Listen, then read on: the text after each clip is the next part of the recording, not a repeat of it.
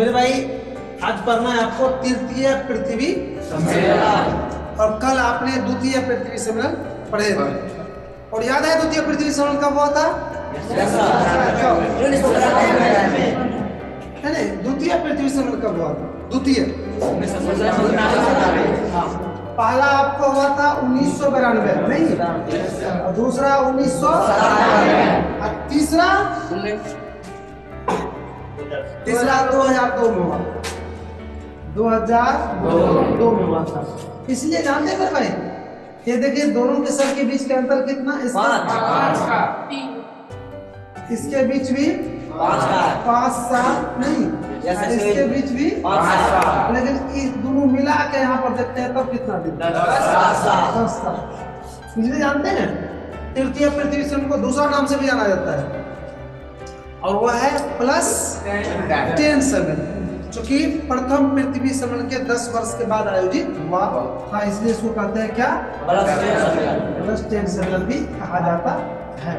यहाँ करके आप लोग भी कॉपी में लिख लीजिए +10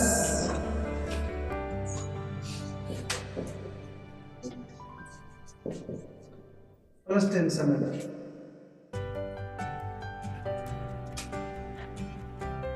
लिख लीजिए कॉपी में। चलिए एक बार पेन नीचे रखिए, एक बार सुन लीजिए फिर से एक बार बढ़िया से। आपने द्वितीय पृथ्वी सम्मेलन में आपने देखे थे कि किस चीज पर बात हुआ था,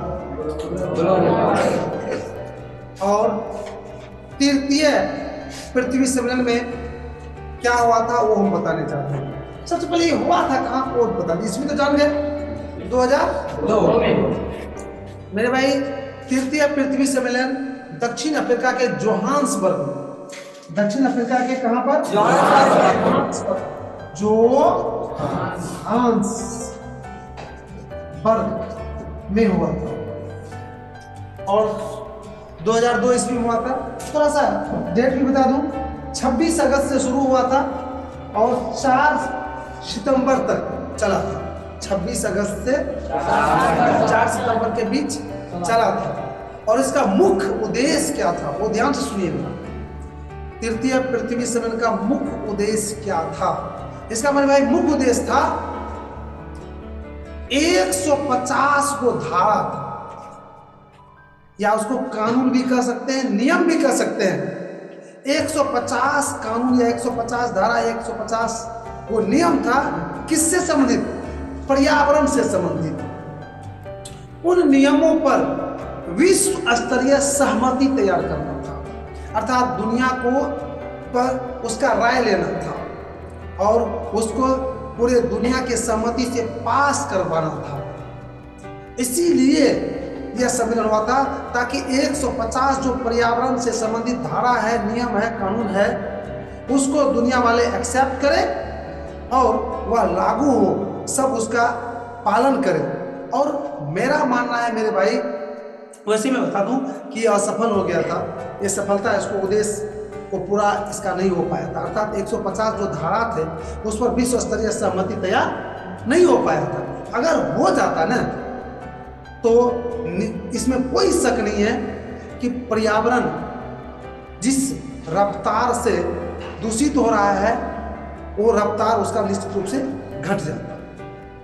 और मेरा तो मानना है कि कभी न कभी ये निश्चित रूप से होगा। अगर नहीं होगा तो ये पर्यावरण कुछ ही दिनों में इतने दूषित हो जाएंगे, इतने अनियंत्रित हो जाएंगे, जहां पर जीव जंतु को रहना नामुमकिन हो जाएगा। अतः वो जो 150 को धारा है पर्यावरण से संबंधित वर्ल्ड स्तर पर जो लागू होगी वो निश्चित रूप से लागू होना चाहिए। तो शायद आपने समझ गए कि तृतीय पृथ्वी सम्मेलन का मुख्य उद्देश्य क्या था? पर्यावरण से संबंधित 150 धाराओं पर विश्व स्तरीय सहमति तैयार करना, लेकिन ऐसा हो नहीं पाया। क्या इसमें और कुछ लग रहा है आपको? फिर से एक बार संक्षेप में कर दें। हम कह सकते हैं कि पर्यावरण से संबंधित 150 धाराओं पर विश्व स्तरीय सहमति तैयार करने के लिए, प्राप्त करने के लिए 2002 ईस्वी में जी 2002 ईस्वी में 26 अगस्त से कितने अगस्त से 26 अगस्त से 4 सितंबर के बीच दक्षिण अफ्रीका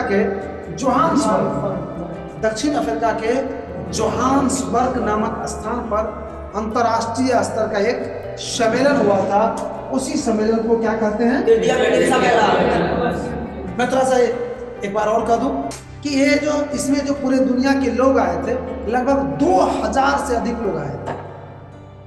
2000 से अधिक लोग यहाँ पर जमा हुए और सभी का राय लेना था वही 150 धारा पर, लेकिन ऐसा हो नहीं पाया। अर्थात इसके पक्ष में कम आया, विपक्ष में ज्यादा आया, इसलिए पास नहीं हो पाया।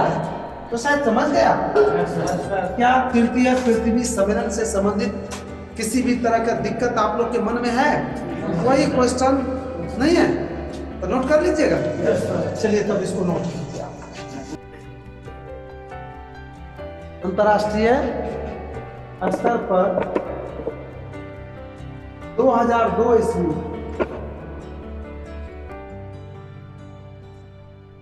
अंतरराष्ट्रीय स्तर पर 2002 ईस्वी में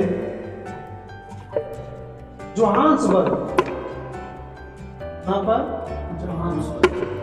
जोहान्सबर्ग में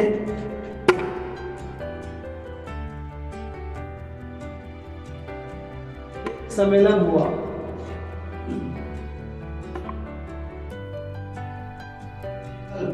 साबित नहीं हुआ। मेरे भाई एक बार रीड कर लो तो।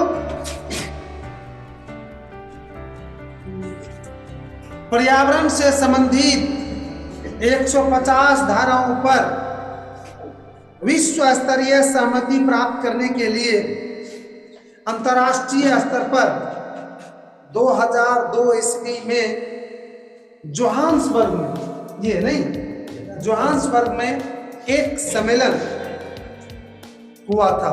अंतर्राष्ट्रीय स्तर का एक सम्मेलन हुआ था, नहीं? उसी सम्मेलन को तृतीय पृथ्वी सम्मेलन कहा जाता है। यह सम्मेलन सफल नहीं हो पाया। ठीक हो गया। चलिए अगला पॉइंट, संसाधन निर्माण में तकनीकी भूमिका। संसाधन निर्माण में तकनीकी भूमिका। आप लोग भी कॉपी के बीच में लिखेंगे संसाधन निर्माण में तकनीक की भूमिका। तकनीक समझते हैं आप लोग क्या होता है? पहले कॉपी के बीच में लिख लीजिए, फिर हम पूछते हैं और बताएंगे भी। संसाधन निर्माण में, संसाधन निर्माण में तकनीक की भूमिका। संसाधन निर्माण में लगा था। संसाधन निर्माण में तकनीक की भूमिका, नहीं? यस मेरे भाई इसी पर चर्चा होगा आज। संसाधन निर्माण में तकनीक की भूमिका। तो तकनीक समझते हैं आप लोग क्या होता है? तकनीक, ये तकनीक किसी भी काम को जो करते हैं ना, उसको करने का तरीका क्या कहलाते हैं? इसको इंग्लिश में टेक्नोलॉजी भी कहते हैं। मान लीजिए कि ये मार्कर है, इसको जब हम टेक्नोलॉजी से बनाएंगे तो टेक्नोलॉजी निम्न स्तर का भी होगा, हाई स्तर का भी होगा, मीडियम स्तर का भी होगा।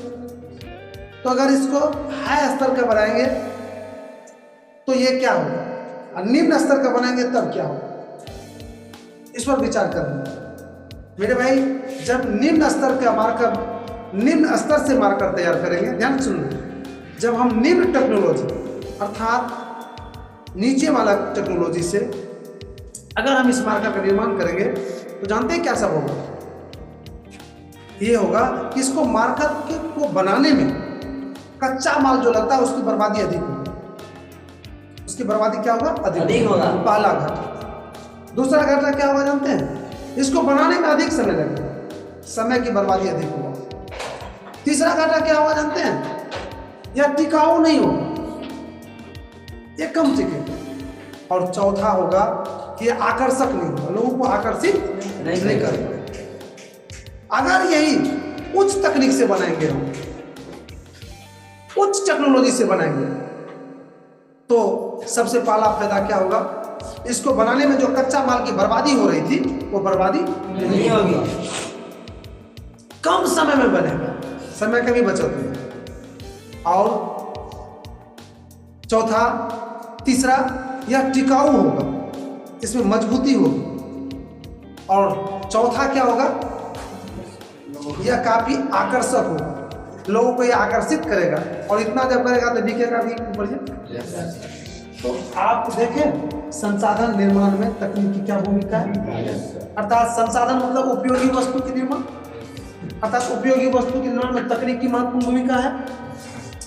जब उच्च तकनीक से हम किसी संसाधन का निर्माण करते हैं, अर्थात उपयोगी वस्तु का निर्माण करते हैं, तो उसमें कम से कम 4 वो चीज तो हम देखने के लिए मिलता है, और उसमें और भी बहुत खास चीज है, लेकिन 4 तो आपके सामने दिखाई दिया कि बनाने में कम समय लगा, कच्चा माल की बर्बादी उसमें कम हुआ, आकर्षक हुआ और टिकाऊ हुआ। और वही जब निम्न टेक्नोलॉजी से, निम्न तकनीक से उसका निर्माण हुआ, तो ये 4 चीज उसमें नहीं पाया गया। तो जिससे क्या हो रहा है, स्पष्ट हो रहा है कि संसाधन के निर्माण अर्थात किसी भी उपयोगी वस्तु के निर्माण में तकनीक की महत्वपूर्ण भूमिका होती है। हम जिस तकनीक से संसाधन का निर्माण करेंगे, हमको उसी तरह से रिटर्निंग भी मिलेगा। अगर हम निम्न तकनीक से करते हैं तो रिटर्निंग हमको निम्न स्तर का मिलेगा, अगर हाई तकनीक से करेंगे तो रिटर्निंग हमको हाई स्तर का मिलेगा, हाई स्तर का मिलेगा। क्लियर हो गया? Yes sir. समझ गए इसको? Yes sir. लिखा दें? Yes sir. चलो मेरे भाई, तो इसको नोट कर लो, संसाधन निर्माण में तकनीक की भूमिका। संसाधन निर्माण अर्थात उपयोगी वस्तु के निर्माण में तकनीक की महत्वपूर्ण भूमिका, तकनीक की महत्वपूर्ण भूमिका रहती है। जब निम्न तकनीक से संसाधन का निर्माण किया जाता है तो उसको बनाने में समय अधिक लगता है, कच्चा माल की बर्बादी अधिक होती है, वस्तु गैर टिकाऊ और बदसूरत तैयार होता है। वहीं जब उच्च तकनीक से संसाधन का निर्माण किया जाता है तो तब उसको बनाने में समय कम लगता है, कच्चा माल की बर्बादी नहीं होती है और वस्तु टिकाऊ और आकर्षक होती है या तैयार होती है। उपयुक्त वर्णन से स्पष्ट हो रहा है कि संसाधन निर्माण में तकनीक की महत्वपूर्ण भूमिका होती है। तो फिर भाई इस तरह से लिख भी लिया, पूरी तरह से समझ भी गए, आगे बढ़े। बताइए अगला पॉइंट है प्रमुख स्मरणीय तत्व। आप लोग भी कॉपी के बीच में लिखिए प्रमुख स्मरणीय तत्व, लिखे।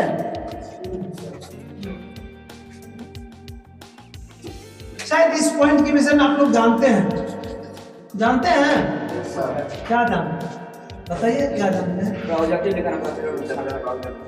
प्रमुख स्मरणीय तत्व, हाँ आपने सही बताया। यह एक ऐसा पॉइंट हम हर चैप्टर के लास्ट में देते हैं, जिसमें वो चैप्टर जब लास्ट होता है तो उस चैप्टर में जितनी भी महत्वपूर्ण ऑब्जेक्टिव है उसको हम नोट करवाते हैं, जो आपका एग्जाम की दृष्टि से भी, बोर्ड वाला एग्जाम की दृष्टि से भी और अन्य कंपटीशन के एग्जाम की दृष्टि से अति महत्वपूर्ण है। और हमने बताया था कि मुझे विश्वास है कि अगर आपके बोर्ड में इस चैप्टर से ऑब्जेक्टिव को पूछते हैं तो इसी से पूछेगा, या किसी भी कंपटीशन में अगर पूछता है तो बहुत हद तक इसी से पूछने की संभावना है, इसलिए इसको संभाल के रखेगा बढ़िया से। ठीक, शुरू करें। 1 नंबर में लिखिए, वही संसाधन होते नहीं है बनते हैं, यह कथन किसका है? लिखिए, संसाधन होते नहीं है बनते हैं, यह कथन जिमरमैन साहब का है। दूसरा नंबर में 5 जून को पर्यावरण दिवस मनाया जाता है। 5 जून को पर्यावरण दिवस मनाया जाता है।